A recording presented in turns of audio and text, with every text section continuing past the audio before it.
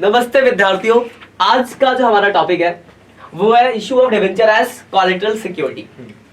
तो पहले तो आप समझो कि कोलेटरल सिक्योरिटी क्या होता है। पहले तो ध्यान रखना कि जब हम बैंक से लोन लेने जाते हैं तो बैंक हमसे कुछ सिक्योरिटी मांगता है, ठीक है ना, कि आपको सिक्योरिटी के तौर पे रखो तब हम आपको लोन देंगे। तो हम प्राइमरी सिक्योरिटी के तौर पे तो अपने बिजनेस की प्रॉपर्टी जैसे हो गया लैंड, बिल्डिंग, प्लांट, मशीनरी, ये सब रखते हैं। लेकिन सेकेंडरी सिक्योरिटी के नाम पे हम अपने डिवेंचर्स भी एज ए कोलेटरल रख सकते हैं। तो क्या ये सेकेंडरी एक सोर्स है एज ए कोलेटरल सिक्योरिटी रखने का, किसमें? बैंक से लोन लेने के लिए। तो अगर आप यहाँ ध्यान से देखो तो दो ही काम हो जाएंगे, एक आप कितना आप बैंक से लोन ले रहे हो और दूसरा कितने के आप डिवेंचर इशू कर रहे हो। तो बहुत सिंपल सा और छोटा सा टॉपिक है। अब इसको दिखाने के दो मेथड अलग अलग। पहला क्या है, when journal entry not pass, और दूसरा है व्हेन जर्नल एंट्री पास।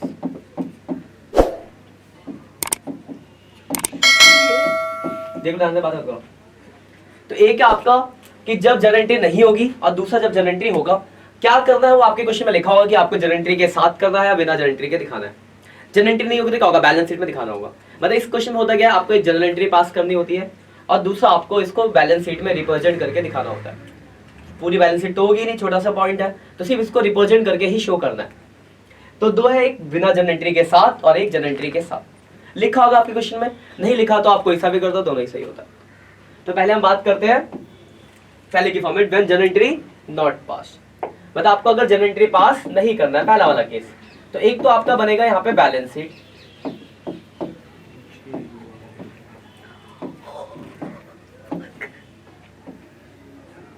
और इसके साथ में बनेगा notes to account.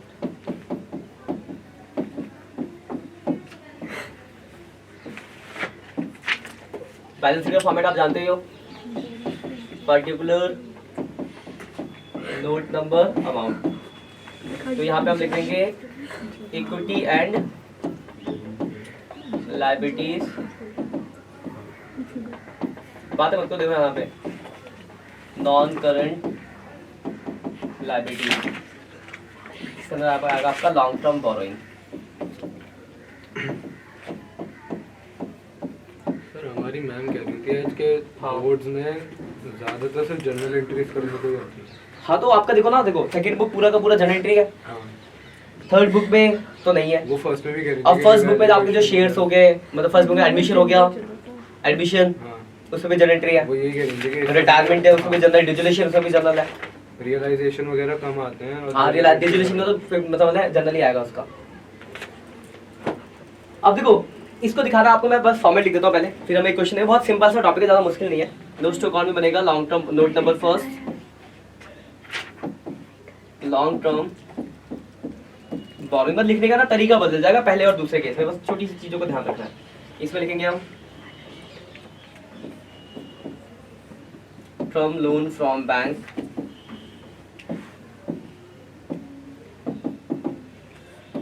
Being secured by, लिख देते हैं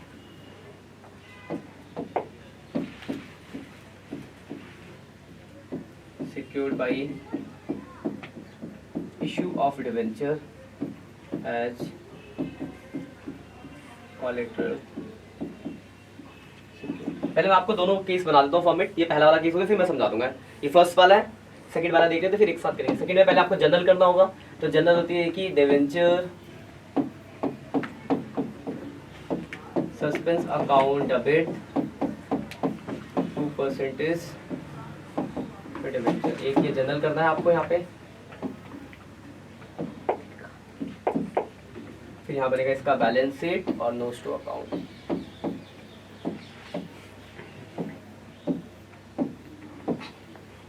particular, note number, amount, equity and liabilities, non current liabilities. इसके अंदर इसकी जो हेडिंग होगी आपकी लॉन्ग टर्म बोरोइंग। सिक्योरिटी नहीं है, कुछ और भी दिख रहा है।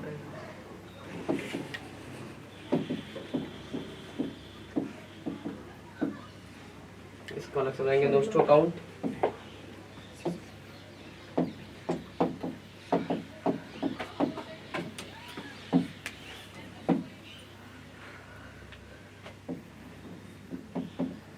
Loan from borrowing from loan from bank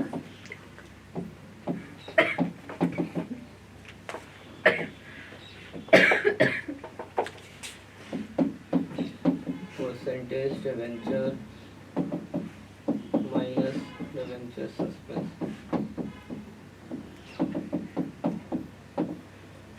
देखो अगर आप देखो ध्यान से दोनों के, मैं आपको एंट्रीज का क्वेश्चन दिखाऊंगा।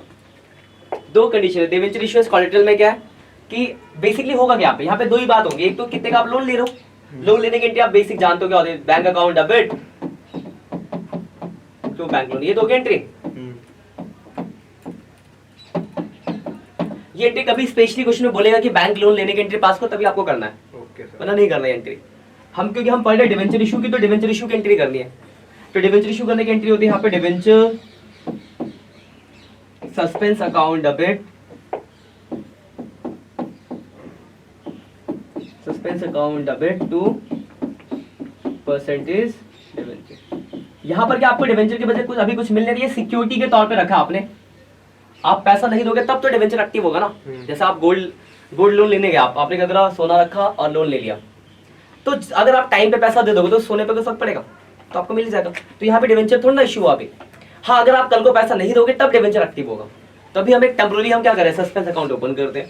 इस एंट्री होती है debenture suspense account debit to percentage. पहली एंट्री आप जानते हो, सीधे बैंक से लोन लोगे तो क्या होगा, एक तो पैसा आएगा और दूसरी लायबिलिटीज बढ़ेगी, तो bank account debit to bank loan. पर ये आपको साइड रखना है। आपके पास दो कंडीशंस होगी सॉल्व करने की। पहला बोलेगा कि एंट्री पास करनी है, करने को बोलेगा तो कौन सी एंट्री करनी है, सेकंड वाली। नहीं करने को बोला तो एंट्री मत पास करना। ठीक, अब इसको क्या करना है, बैलेंस शीट में रिप्रेजेंट करना है। पहला केस है जब हमने एंट्री पास की, फर्स्ट केस है। फर्स्ट केस जब हमने एंट्री पास नहीं करी, एंट्री पास नहीं करी मतलब डिवेंचर को रिकॉर्ड नहीं करा। तो देखो इसको दिखाने का तरीका क्या है, जो भी लोन का अमाउंट होगा, देखा ना, टर्म लोन फ्रॉम बैंक, तो जितने का भी लोन होगा वो अमाउंट आ जाएगा। और नीचे लिख देंगे जितना भी आपने डिवेंचर से सिक्योर्ड दिया होगा, सिक्योरिटी लिख देंगे issue of debenture as collateral security. अभी मैं एग्जांपल करके दिखाऊंगा आपको। और ये लोन का अमाउंट यहाँ ऊपर पहुंच जाएगा। ये हुआ पहला केस। दूसरे केस में देखो क्या है, डिवेंचर की एंट्री पास हुई, टर्म लोन का अमाउंट लिखा, डिवेंचर का अमाउंट लिखूंगा, सस्पेंस लिखूंगा। एक बात बताओ, ये दोनों का अमाउंट तो सेम ही होगा, तो ये दोनों तो आपस में कैंसिल हो गए ना दोनों। तो यहाँ भी तो बैंक लोन का ही अमाउंट यहाँ पहुंचेगा। तो चाहे पहला केस देखो चाहे दूसरा केस देखो, बैलेंस शीट तो सेम ही रहेगी, बस लिखने का तरीका क्या हुआ, चेंज हुआ। यहाँ पर आपको डिवेंचर को शो करने की कहीं जरूरत नहीं पड़ी, इसमें आपने एंट्री पास करी है इसलिए आपको डिवेंचर को शो करना पड़ा। ठीक है, अब बाकी क्वेश्चन में लिखा होगा कि आपने कितने का लोन लिया है, कितने का डिवेंचर इशू करा है, लिखा होगा, गिवन होगा, मेंशन होगा सारी बातें। जैसे एग्जांपल फॉर मान लो मैंने 5 लाख का लोन लिया, लोन कितने का लिया मान लो 5 लाख का, और डिवेंचर जो इशू किए 6 लाख रुपए के। देखो 6 लाख का मतलब हो गया कि मैंने 6000 डिवेंचर दिए होंगे ऑफ 100 ईच। ठीक है, मतलब 5 लाख का लोन लिया, 6 लाख का डिवेंचर दे दिया, कोई दिक्कत। अगर मैं पहले केस की बात करूं कि पहले केस में अगर मुझे दिखाना होता तो पहले केस में क्या होता, फर्स्ट केस मतलब जब एंट्री पास नहीं करती, तो एक तो बनाओगे आप बैलेंस शीट, फॉर्मेट में रफली लिख रहा हूं, तेजी में है ना कि फॉर्मेट आपको पता है। तो यहाँ लिखोगे equity and liabilities,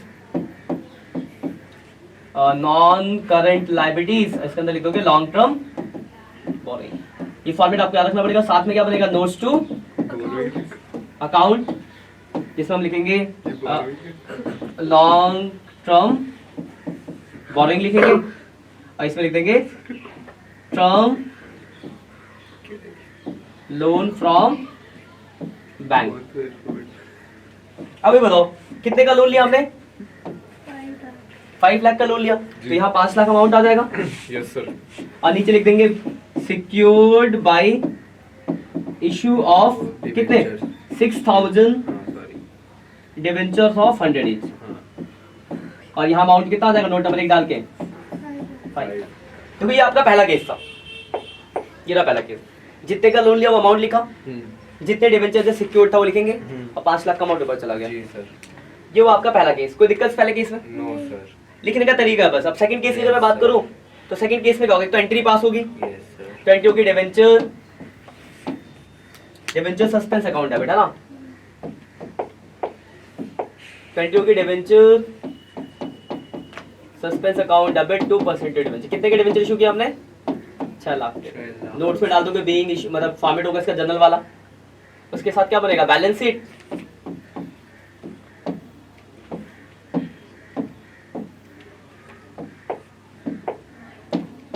equity and liabilities, non current liabilities, और इसके अंदर हेडिंग क्या होगी, long from borrowing, note number first, और साथ में मिलेगा नोट्स टू अकाउंट, एक note number long from borrowing. पहले लिखेंगे हम टर्म लोन फ्रॉम बैंक, हमने बैंक से कितने का लोन लिया, 5 लाख का लोन लिया। परसेंटेज डिवेंचर कितने के थे, 6 लाख के, और डिवेंचर सस्पेंस माइनस हो गई कितना है, 6। ये दोनों तो आपस में खत्म, तो बाहर का अमाउंट 5 लाख ही हो गया, ये 5 लाख यहाँ पे आ गया। ये आपका दूसरा तरीका है दिखाने का। जी तो इसमें एक आपको जनरल पास करनी होगी जी, और ऐसे रिप्रेजेंट करना होगा। ये आपका पहला तरीका दिखाने का, ठीक है, जहाँ पे आपको एंट्री पास करने के सिर्फ ऐसे नोट शो करके दिखाना है। ठीक है। तो ये दोनों फॉर्मेट, मतलब ज्यादा कुछ नहीं, बस आपको फॉर्मेट याद रखना, ये पहला फॉर्मेट था, ये दूसरा फॉर्मेट था। कोई डाउट है इसमें? नहीं सर। मैं आपको बुक के क्वेश्चन दिखा देता हूँ, ऐसे 4 क्वेश्चन छोटे छोटे से, आप देख लो, करना आपको खुद ही है। जैसे पहला क्वेश्चन देखो क्या लिखा, 27 से स्टार्ट है, मिल गया? देखो लिखा, a company took a loan of 4 lakh from Bandhan bank, issue 8% debenture as 4 lakh for collateral security. 4 lakh का लोन लिया, 4 लाख का डिवेंचर इशू किया, दोनों बातें पता चल गई। हाँ। एंट्री पास कर लोगे, बोलेगा तो नहीं तो दिखा लोगे बैलेंस शीट में, कोई दिक्कत होगी? No sir. ऐसे देखो अगला वाला भी है, best barcode limited took a loan of 5 lakh from bank giving 6 lakh rupees debenture as collateral security। लिखा pass journal entry regarding issue debenture, बोला डिवेंचर के इशू करने की एंट्री पास करो अगर होती है तो, and show in the balance sheet of company. तो सेकंड वाला केस करना है इसमें, ठीक है ना? सर 27 में दोनों केस करने हैं, फर्स्ट कोई भी एक कर दो, किसी पता ना चले तो कोई भी एक कर दो, दोनों सही होते हैं, ठीक है ना? थर्ड वाला देखो क्या लिखा है, 29 x took a loan of 3 lakh from IDBI bank, 3 lakh का लोन लिया बैंक से, एंड 4000 9% डिवेंचर 100, मतलब 4 लाख के डिवेंचर इशू किया कोलेटरल। अब इसको सिर्फ बोला गया बैलेंस शीट में रिप्रेजेंट करके दिखाओ, तो फर्स्ट केस है इसमें सीधा। और आखिरी देखो लिखा है, S Singh limited obtain a loan of 5 lakh from state bank of India at 10%। देखो इंटरेस्ट का रेट पेमेंट के लिए है ना, लोन हमने, हमें तो लोन से मतलब है, तो हमने लोन कितने का लिया, 5 लाख का। द कंपनी इशू 7,50,000 डिवेंचर, मतलब 7,50,000 के डिवेंचर, 75,000 डिवेंचर इशू करें, 7,500 डिवेंचर हो जाएंगे।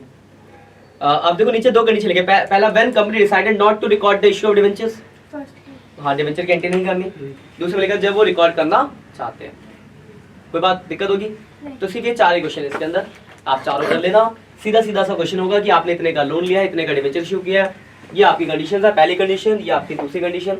बस आपको याद रखना है कि इसको ये पहला और ये दूसरा, ये पहला वाला था वो दूसरा, ठीक है? ऐसे आपको दिखाना है 4 कुछ। और याद रखना ये एग्जाम में आने वाला टॉपिक, एग्जाम में आता है, और ज्यादा क्वेश्चन नहीं, सिर्फ 4 ही है, कितने मार्क्स तो भूल जाते बच्चे, 3 नंबर का, ठीक है ना?